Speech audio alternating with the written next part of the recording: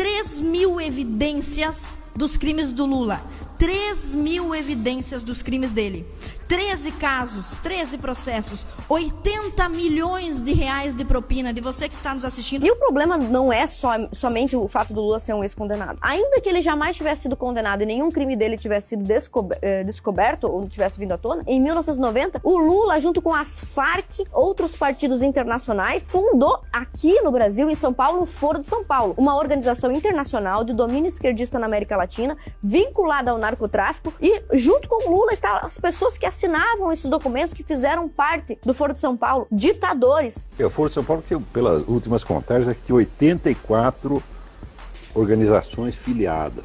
Algumas delas são partidos legais, como o próprio PT, outras são entidades criminosas, todas articulando uma estratégia conjunta. Só isso já mostra a ilegalidade do conjunto. Porque se amanhã, por exemplo, vamos supor que eu sei lá, sou candidato a vereador, tá certo? E eu articulo a minha candidatura com o Fernandinho Beiramar, mesmo que eu não esteja recebendo nenhum dinheiro dele, mesmo que eu não tenha nenhuma participação no negócio sujo dele. A simples parceria política com a delinquência já é delinquência. O PT, Partido dos Trabalhadores, é amigo das Forças Armadas Revolucionárias Colombianas, produtor e distribuidor de cocaína da Colômbia, metido com a narcoguerrilha. Pesquisa feita durante o governo petista. 3 milhões de brasileiros consumindo cocaína por ano. Outro dado importante, durante os últimos 10 anos de governo petista, dobrou o contingente, o tráfico de cocaína dentro desse país. O Lula presidiu o foro durante 12 ou 13 anos. E cada reunião tinha as resoluções, ele assinava. A resolução tem um poder de um valor de compromisso.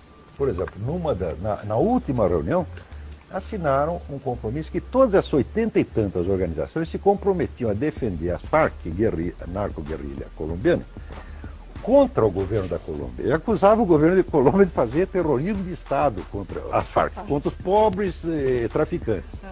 Isso está assinado lá pela mão do senhor Lula. Todas essas coisas que estão acontecendo já estavam premeditadas pelos teóricos de esquerda. Pessoas de todo mundo têm falado sobre esse fenômeno. O que é este fenômeno? É utilizar a criminalidade como um fio condutor da Revolução Comunista no Brasil. Já que não se pode mais usar um operário, o cidadão comum, que não está nem aí para a Revolução Comunista, usa-se os criminosos. Aí não é, tá falando bobagem. Na tela, a lista de participantes do 9º encontro do Foro de São Paulo. Quem são os participantes brasileiros? Partido dos Trabalhadores, Partido Socialista Brasileiro e Partido Comunista. Quem são os participantes colombianos? Forças Armadas Revolucionárias da Colômbia, os traficantes de cocaína da Colômbia.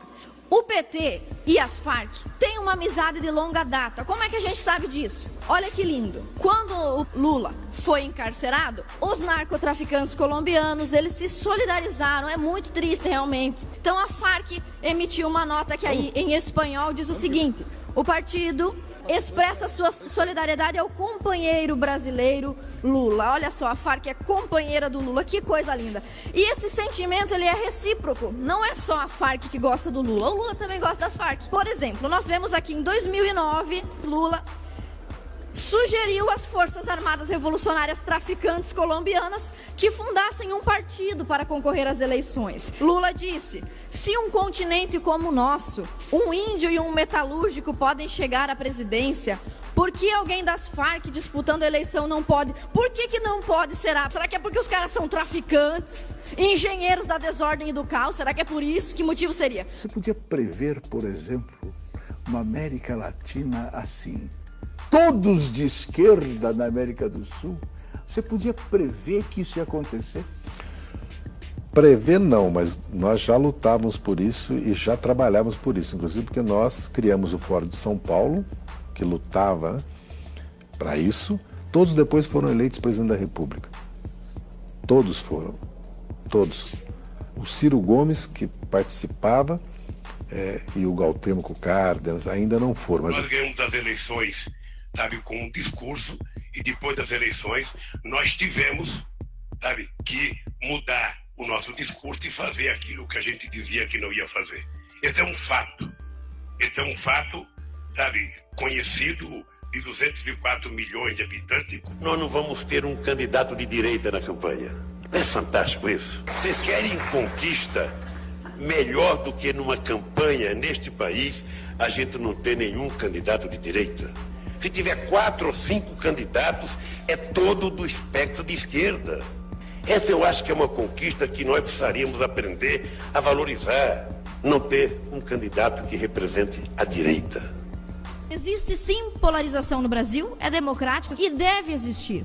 E as pessoas precisam se posicionar, porque não se posicionar é deixar o Foro de São Paulo atuar livremente. Aqueles que estão em cima do muro, ou que dizem que estão defendendo ideias mais equilibradas e que não existe direita e esquerda, que esses conceitos foram superados, existe uma polarização e é dever de todo brasileiro se posicionar. E não fazer isso é colaborar com o Foro de São Paulo. Quai, seu app de vídeos curtos.